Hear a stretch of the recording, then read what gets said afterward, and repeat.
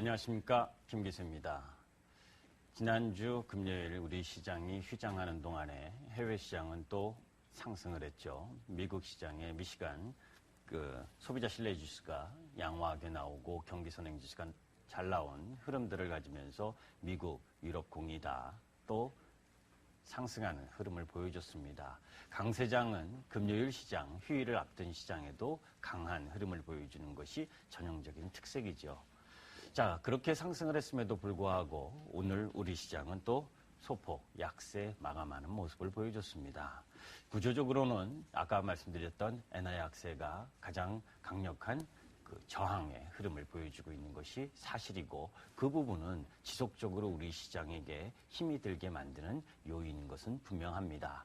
그러나 그러한 부분도 이제 이번 주 수요일 날 다시 일본 통화 BOJ가 열리는 부분인데, 그 부분에서 일정 정도 추가적인 엔화 약세보다는 숨고르기가 진행될 가능성이 높다라는 쪽으로 봅니다. 일본 역시 추가적인 엔화 약세는 원전을 재가동하지 않는 한, 원자력 발전소를 재가동하지 않는 한 에너지 수입에 대한 부담을 상당히 느낄 수밖에 없는 흐름으로 가는 과정이기 때문에 추가적인 엔화 약세를 위한 노력은 조금 줄어들 가능성이 높다. 그러한 흐름들이 우리 시장 흐름들에 일정 정도 나타나고 있는 모습이 보여주는 거죠.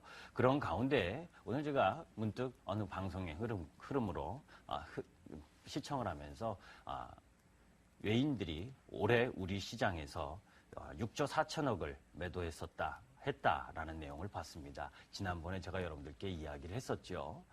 올해 외국인들은 실질적으로 6조 4천억 정도 매도를 한 것이 분명하다. 그런데 나와야 될 물량, 뱅가드 물량의 8조 2천억을 제외하면 실질적으로 외국인들이 발을 뺀 것은 아니다라는 말씀을 드렸습니다. 그죠? 이제 그런 부분들을 잘 보셔야 돼요. 우리가 항상 엔화 약세도 마찬가지입니다. 작년 연말에 그죠? 80엔대 들어서면서 그렇게 엔화 약세에 대한 영향, 흐름, 이 부분들을 고민하고 두려워하고 앞으로 엔화 약세가 더 진행될 때 우리 기업들이, 수출 기업들이 어려울 것이다. 그때 진지한 고민을 했다면 이제 102엔, 103엔 왔다고 이제 와서 또 110엔에 대한 공포를 느낄 시점은 아니라는 거죠. 주식도 마찬가지입니다. 우리가 10,000원에 사서 20,000원까지 와서 더 올라갈 수 있는 범위가 작다면 그죠? 그것을 매수할 이유는 없습니다. 다만 20,000원짜리가 또 10,000원까지 하락을 했는데 더 추가할 확률이 1,000원도 안 된다면 이제 와서 매도할 이유가 없는 거지요. 그런 것처럼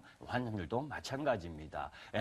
엔화가 상대적으로 약세를 우리 전체적인 통화의 부분에서 약세를 보이는 것은 분명하지만 사실은 전반적인 세계의 통화가 달러 대비로는 다 약세를 보여주고 있는 부분입니다. 그것의 가장 근본적인 원인이 미국 시장에서 그죠?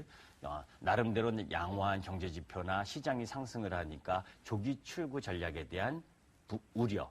그렇게 됐을 경우에 달러가 강세를 더 지속을 하고 상대적인 해외 통화가 약세를 보인다는 그 우려가 나타나고 있는 상황입니다. 그런 부분이기 때문에 나름 조기 출구 전략을 구사하게 되면 달러 강세가 되고 또 미국 시장이 큰 폭으로 조정을 받게 되고 그렇게 되면 우리 시장도 또 많이 힘들어질 수 있는 상황이다라는 시나리오도 분명히 존재할 수 있습니다. 그러나 저는 그렇게 생각하지 않습니다. 미국은 지금 분명히 서서히 주택 지표가 나아지고 흐름들을 양호하게 갖고 가고 그리고 강력한 유동성의 힘을 통해서 시장이 상승을 하고 있는 그 배경 흐름들 분명히 좋은 흐름입니다. 그러나 아직까지 그네들이 처음 양적 완화를 했었던 목표치였었던 물가 상승률 2%대와 그리고 실업률 6.5%에는 아직 근접하지 않은 상황이기 때문에 조기 출구 전략을 서두를 이유도 없다라는 생각입니다. 다만 그러한 우려들 속에서 이번 주 FOMC 의사록이 22일 발표를 내죠. 그 부분이 나름대로 조정 흐름들을 보일 수 있는